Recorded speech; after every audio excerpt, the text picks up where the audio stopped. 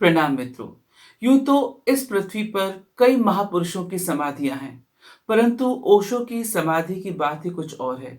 क्योंकि ओशो की जो समाधि पूना में स्थित है, वह पहले से ही ओशो ने तय कर रखी थी कि मुझे कहाँ समाधि बनवानी है, और उसकी सारी रूपरेखा ओशो ने तैयार कर रखी थी। मृत्यु से पूर्व ओशो अप्रत्यक्ष रूप से अपने सन्यासियों को बताए गए थे। इतना ही नहीं, समाधि पर क्या लिखा होगा, यह सब भी ओशो ही तय कर गए थे। तो एक समय पे ओशो की समाधि के बनने की घटना भी बहुत महत्वपूर्ण है। तो आज समाधि बनने के बाद उससे जुड़े विवाद भी अपने आप में बहुत उल्लेखनीय हैं। तो कैसे बनी ओशो की समाधि, और आज ओशो की समाधि विवादों से क्यों घिरी है, इस बारे में विस्तार पूर्वक बता रहे हैं स्वामी चैतन्य कीर्ति जी।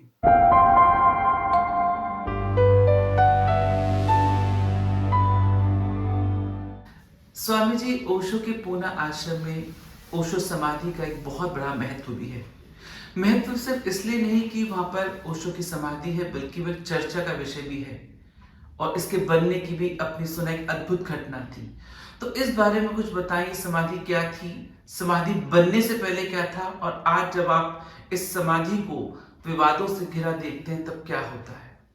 समाधि को उपलब्ध व्यक्ति, जिसको हम समाधिस्थ कहते हैं, और वो शरीर में होता है, तो वो समाधिस्थ व्यक्ति की उसकी अपनी भावदशा, उसकी तरंगे हम निरंतर लेते हैं। और वो जहाँ रहते हैं उस स्थान को भी वो जिस जिस स्थान पर वो उठे बैठे हैं, वो एक तरह से वो तीर्थ अपने आप में बन जाता है। जहाँ उनके पाँव पड़े, जहाँ जहाँ पाँव पड़े, हाँ, तो इसलिए कहते हैं कि वो स्थान भी जीवंत हो जाता है। तो उसमें समाधि की तरंगे आत्मसात हो जाती हैं। और ये मार्बल की भी धारणा इसी से है कि ये हजारों वर्ष तक अपनी इन तरंगों को रिटेन करता है अपने में। बाकी पत्थर नहीं करते, लेकिन ये रिटेन करता है। तो संगमरमर का एक ये खूबी है। हाँ, संगमरमर की ये खूबी है। इसलिए इसको किसी और नाम से पुकारने का कोई कारण नहीं है। इसलिए हम समाधि कहते हैं, क्योंकि संगमरमर में जो जिस स्थान पर बनी है वो फ्लोर भी संगमरमर का है। और ओशो के प्रवचन भी 74 से लेके 81 तक उसी जगह पर होते रहे हैं, जहाँ प्यार समाधि। हाँ हाँ, या तो प्रवचन होते रहे हैं या एनर्जी दर्शन होते रहे हैं। अगर प्रवचन बुद्धा हाल में बाहर हो रहे थे तो दर्शन तो फिर भी वहीं हो रहे थे, पुणे वन में। तब इसको क्या बोला जाता था उस समय? जहाँ एनर्जी दर्शन होते थे उस समय च्वांगतुसु सभाकारी था वो। और च्वांगतुसु ही कहते थे उसको, क्योंकि वो वहाँ प्रवचन होने हैं तो और ऊर्जा दर्शन होने हैं। शुरुआत तो प्रवचन से ही हुई थी, और फिर शाम के समय वही दर्शन भी होते थे। दोनों चीजें एक साथ होती थी। लेकिन वो छोटी जगह है, जैसे हाँ, ज़्यादा मतलब समझिए कि 100-150 लोग बैठ सकते थे उस समय। और वो बना भी इतना ही है कि उसके पीछे गार्डन है, चारों तरफ ट्रांसपेरेंट। हाँ, और वो बीच में कोई स्तंभ नहीं है, ताकि ओशो का विजन क्लियर हो, हर सन्यासी पर दृष्टि सीधी पड़ सके, बीच में कोई खंबा ना आए। तो ये बनाया कैसे बिना खंबे के, कोई कहानी इसके पीछे? ये एक तरह से उनका पहला प्रयोग था ऐसा कि ऐसा हो जाए, जैसी जो चाहत कर रहे हैं ऐसा हो जाए तो सुंदर बात होगी। पर आर्किटेक्ट लोग या सन्यासी जो जिनको ये निर्मित करवानी थी, वो इसके प्रति संदेह व्यक्त कर रहे थे कि ऐसा तो संभव ही नहीं है, गिर पड़ेगी ये छत, बिना पिलर के नहीं बनेगी। हाँ, बीच में बिना खंबा बीच में नहीं आएगा, तो या कुछ कुछ चाहिए उसको होल्ड करने के लिए। तो ओशो ने कहा नहीं, बन सकती है, आप बनाइए। तो हिचकिचाते हुए, सकुचाते हुए ये काम शुरू होता है बनाने का। और फिर जब बार बार बीच में सन्यासी वहाँ देखने आते कि कितना काम हो गया है, ग्रुप डिस्कशन करते खड़े होकर छत के नीचे, अभी छत लगाई गई है, तो खड़े होकर कहते नहीं, ये छत तो टिकने वाली नहीं है, गिर जाएगी। गिर ही जाएगी। ये अभी लगता है। राइट। और वो कह के चले जाते थे। ऊर्जा तो वही छोड़ गए ना वहाँ पर, right. वैसी ऊर्जा छोड़ गए वहाँ पर। तो ऊर्जा का असर ओशो ने कहा है कि हर चीज़ पर ऊर्जा का असर होता है। आप कैसी ऊर्जा के साथ किसी के साथ बैठते हैं, आप पहचान लिए जाते हैं। आप जैसे जमाइयाँ ले रहे होंगे, दूसरा भी जमाइयाँ लेना एक संक्रामक होता है। हाँ, संक्रामक होता है। तो आप जब नकारात्मक ऊर्जा कहीं छोड़ के जाते हैं, तो ऐसे हर जगह की ऊर्जा होती है। आप शमशान जाएंगे, एक अलग तरह की ऊर्जा लेके जाएंगे, लेके आएंगे भी सही वहाँ पर। फिर इसलिए तो जब मुर्दे को जला के आते हैं तो आप कपड़ों सहित नहाते हैं कि वहाँ ऊर्जा ऐसी इकट्ठी करके आगे आप शावर में जाओ, कपड़ों सहित जाओ। तो ये जो विज्ञान है उसका, वो कोई अंधविश्वास की बात नहीं है। इसका पूरा ऊर्जा का अपना विज्ञान है। वो मनोवैज्ञानिक के पास अगर आपका एक रुमाल भी चला जाए ना, तो आपके व्यक्तित्व की रूपरेखा बता सकता है वो, जो साइंटिफिकली बता सकते हैं। आप कैसे व्यक्तित्व हाँ, हैं? आपकी वृत्तियाँ क्या हैं, आपकी मनोदशा क्या है, आप डिप्रेस्ड व्यक्ति हैं कि खुश व्यक्ति हैं, आपके चरित्र में क्या है, चित्रण कर सकता है। तो फिर वो रोज बोलते थे तो हाँ, क्या हुआ? तो वो जब कि हफ्ता 2 हफ्ता बीते होंगे उनके बोलने के बाद, तो छत ढह गई। तो और सन्यासी तो कहेंगे हम तो कहते ही थे, हमने तो पहले ही कह दिया था कि ये नहीं बनती। तो ओशो ने फिर प्रवचन में कहा, क्योंकि तुमने पहले कह दिया था इसलिए छत गिर गई। तुम अगर नहीं कहते तो नहीं गिरती। क्योंकि जो ध्यानी व्यक्ति जब ध्यान करता है तो एक अज्ञात शक्ति उसके पास आ जाती है। अब ऐसे विवेकानंद और उसकी कालू की भी कहानी है, पर वो अलग दिशा में निकल जाएंगे।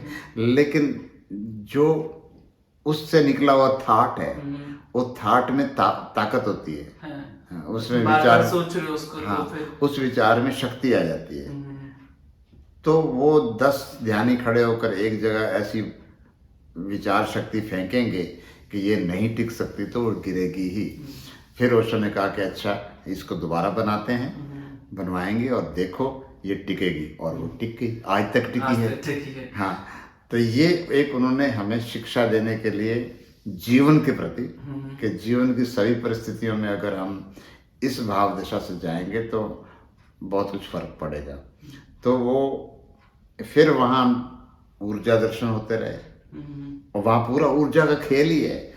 पहले तो सिर्फ प्रवचन होते थे और हम मौन में बैठ के सुनते थे। फिर वो जब अपने माध्यमों के माध्यम से, जो मीडियम्स बनाए हुए थे, उनके माध्यम से साथ में ग्रुप एनर्जी दर्शन होते थे, अंधेरा कर दिया जाता था।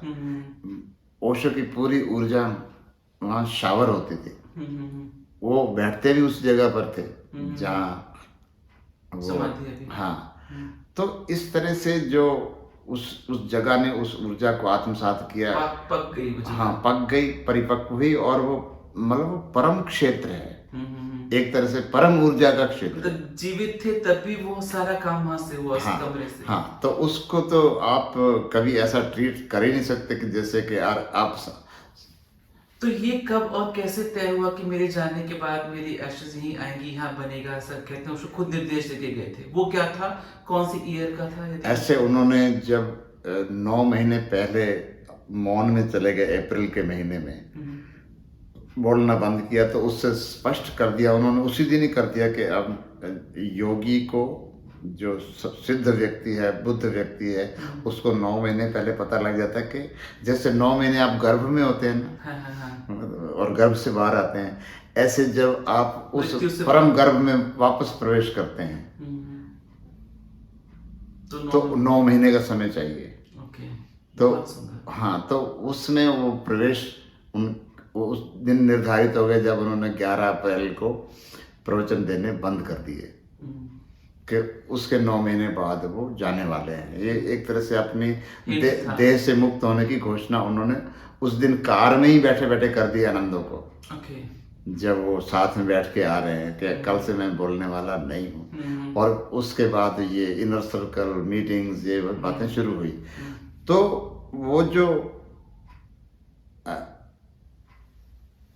उन्होंने कुछ हफ्ते पहले अपनी समाधि के लिए मार्बल की खोज करना, विदेश से मंगवाना, इटली से मंगवाना, अच्छा, ये सब कुछ, इस हाँ वो सब, हाँ रूपरेखा दी। हाँ, और उसके साथ जो एक शैंडलियर है उसको लाना, और साथ में जो उसके साथ वो वाटरफॉल हाँ हाँ हाँ निवेदानों ने बनाया है, हाँ हाँ। वो सारी उन्होंने उसकी रूपरेखा पूरी स्वयं दी, और मैं कभी बनते हुए भी देखने जाता था उसको। तो ये रूपरेखा देते वक्त ओशो ने क्या बोला था, मैं क्या बनवा रहा हूँ, खुद बोला था कुछ? नहीं, वो बेडरूम, अच्छा, तब बेडरूम बोला था। क्योंकि वो शौक नहीं देना चाहते थे कि Okay. लोग और पहले से, खासकर जो आस पर महिलाएं होती हैं हाँ, उनको अच्छा इसलिए हो रहा है, तो वो उसी भावदशा में चले निडाल हो जाते जाती है तो, हैं। वो the guru always lives in the present moment.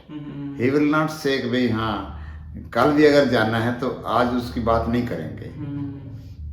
तो उनको तो तुम्हें तो हमेशा मृत्यु के लिए हर पल तैयार रहना है। संकेत मिलेंगे, संकेत मिलना शुरू हो भी गए थे, थोड़ी देर रुकूंगा, पुकारूंगा, फिर चला जाऊंगा, इधर से गुजरा सलाम करता चलूंगा, पुस्तकों के नाम बता। हाँ, और संकेत तो 9 महीने में मिल गए थे सारे।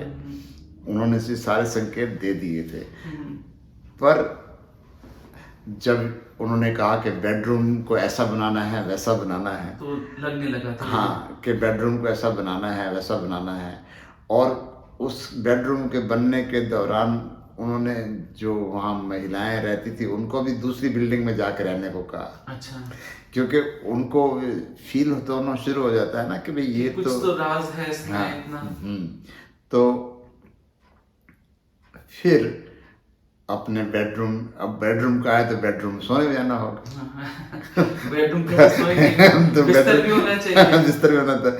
वो वहाँ भी मार्बल का बेड बन गया, हाँ, क्योंकि अंदर भी जहाँ जो शुरू से रूम है वो भी मार्बल बेड ही है।